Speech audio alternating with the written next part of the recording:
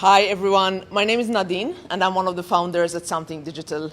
As Lisa mentioned earlier today, we're doing a mini road trip around Brisbane today, going to visit some of the digital legends that make up our innovation ecosystem. So the first stop today is here at MTAQ, Motor Trades Association of Queensland, where we're looking at some very exciting motor vehicles, which we're going to explore in a second. So MTAQ are one of the incredible supporters that partner with us for Something Digital, so we're very grateful to them for their help and assistance. And I'm here with Brett Dale to start off with. So Brett's the CEO. Thanks for having us, first of all. This is fantastic. Can you give us a bit of an overview of what MTAQ does? Sure. So we're the industry peak body representing the entire value chain of automotive across Queensland. So there's about 15,500 businesses across the state that employ about 90,000 people. So within the organisation, we also have the Innovation Hub, which is where we are today. Motivation for that is bringing businesses into the 21st century, and the digital space is a big part of that. We just had a look at your training centre as well. I love how you bring together the traditional side of motor vehicles, but also the innovation with the more future-looking aspect too. So what do you understand by digital innovation? What does it mean to you? So it's really broad, but I would say, it's nothing more complicated than the application of digital technology that brings businesses into the 21st century. It gives them the potential to be a local business that can be potentially a global business. And it was one of the things that got us through the past few months, isn't it? If it weren't for digital. And I think if there was ever a time to appreciate the capacity to be in that space, the silver lining for COVID-19 was certainly that. Yeah, very true, very true. And you've got Wolfgang and Harry here, who run EMoS Concepts, and they're going to talk to us a bit about. Can you talk to us a bit about the vehicles behind me? Sure. Yep. So first of all, thank you very much to the Motor Traders Association for letting us be here. It has been a real sort of good partnership, particularly in the area of the electric vehicles. So EMoS Concepts was founded about 4 years ago, and we started looking at transport vehicles for the transport of goods and people. And we trying to just be a little bit different. We just don't want to be the ones who just have an electric motor in a Vespa-style scooter. We want to be a little bit more agile. We want to be more fun as well. And that's where we came with these vehicles. Most of them are three-wheelers. And obviously they provide a little bit more stability, a little bit more safety, and a little bit more fun as well, I guess. So all of them are electrical. Over here we've got the sort of more like Lime scooter tile. And just recently we partnered with Domino's, and Domino's is now doing deliveries with these little beauties here, little box on the back, in Toowong in Queensland, as well as in New Farm and down the Gold Coast in those areas. Particularly sort of it's the last mile really, or it's maybe even half a mile now, where these are used. And we're also going to implement the iTank over here into the delivery for pizzas in the near future. Another vehicle, which again comes more for the larger size transport as well as packages, are the iCargo and the Cube. Again, all of those vehicles are classified as mopeds, top speed of 50 kilometers an hour. Queensland, South Australia, WA, and the NT, they can be driven with a normal car license. Okay. Unfortunately, Victoria, New South Wales, they will need a motorbike license. In terms of our business, I might hand over to Harry and let him. Yeah, certainly. And I think from the digital innovation side of things, we're looking at exactly what digital businesses who are digital innovators look to do and consider looking at new ways to solve old problems and incorporating a lot of our sort of platforms. All these vehicles come with fleet management systems, telematics, T-boxes, which optimises routing. So basically, to get goods to a customer, you need to make sure it's cost effective. And that's where we've really jumped on board with people like Domino's, whereby you can really calculate the cost effectiveness of these vehicles from a smaller scale right up to your larger and your commercial applications with your city cargo and your city queue. And last mile solutions is really the key of the sector. You know, to get that right and to be most cost effective is so important in the way of doing business these days. And we want to support local businesses and the consumer around that. And we find that our solutions based on, you know, developing some digital platforms, integrating them within the vehicles, we're actually achieving that. And we're actually making sure that the costs are being spread and being cost effective for not only the retailer, but the courier and also the consumer.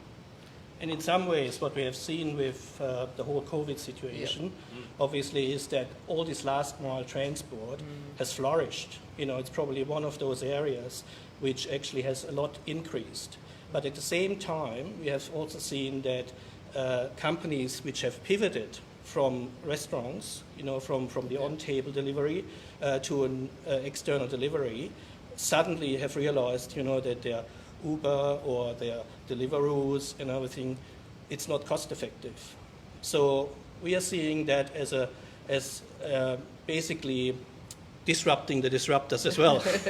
You know, where people will probably go in a clean way to the last mile delivery of not only your food but also to groceries, to your butcher.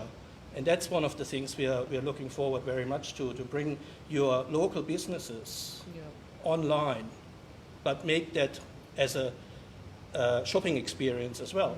You know, so one of the concepts we recently have developed is called Down the Shop Local. Okay. And we're working on that at the moment with some interested parties. Okay. So, yes. And for us, DTS Local is really that end-to-end solution, or it's a micro-logistics digital platform, which really supports your local businesses and your consumer for like a hyper-local delivery service, but encompasses an overall customer experience. So you're not having to rely on sort of third-party or contractors. You encompass that sort of delivery of your goods to your customer in the way and the speed that you require it, that shares a cost around a cooperative hyper-local service. So basically, you've got retailers supporting each other, sharing the cost, and then obviously to do it yourself, there's increased cost, admin, ongoing cost.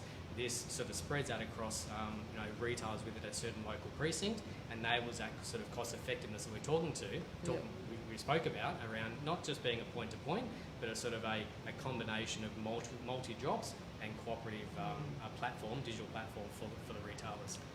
In the e-commerce area, Amazon is really the benchmark. You know, and if we look at Amazon in terms of what drives them, it's all about customer experience, right? And we look at third-party deliveries, you know, like with hired vehicles and so forth, as the customer experience just isn't there. And I think, again, COVID has done one of the things that more people are actually now ordering online or getting used to it, which might not have before because they were at home, you know, and also the social distancing. But what has been lacking is that customer experience. And before, for the delivery on the customer side or on an end consumer, it really was about the cost. Yeah. You know, the delivery has to be free.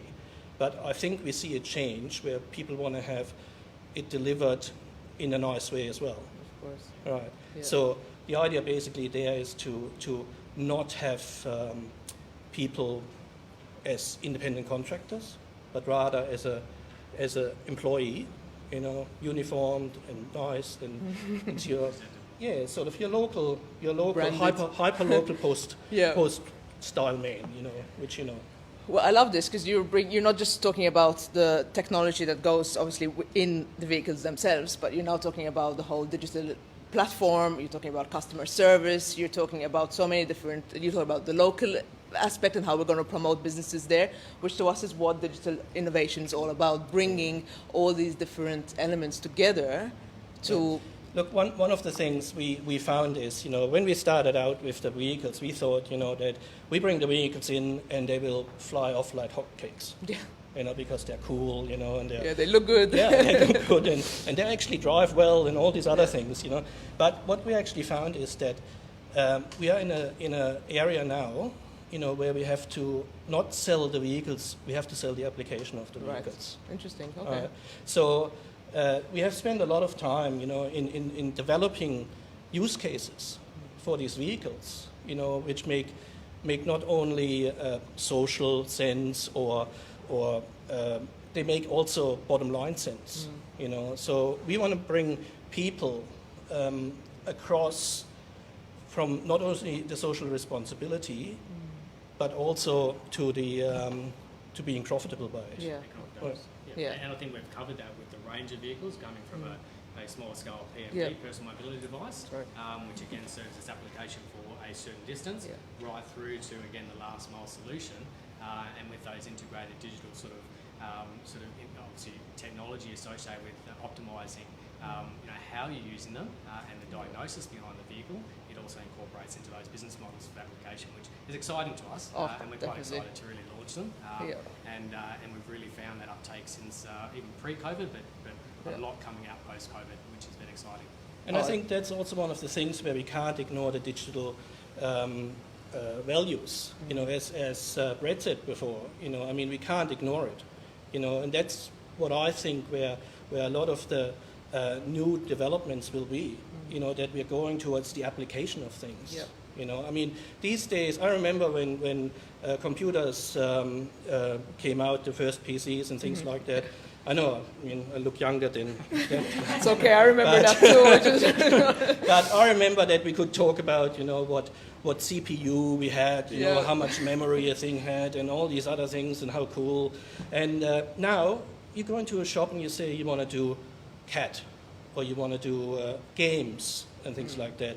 You know, your mobile phone is a smartphone now, you know, and the only advancement is either what's on it in terms of the app, or a new camera. So it really is a new camera with more apps which you can put on. Yeah, you know. that's true.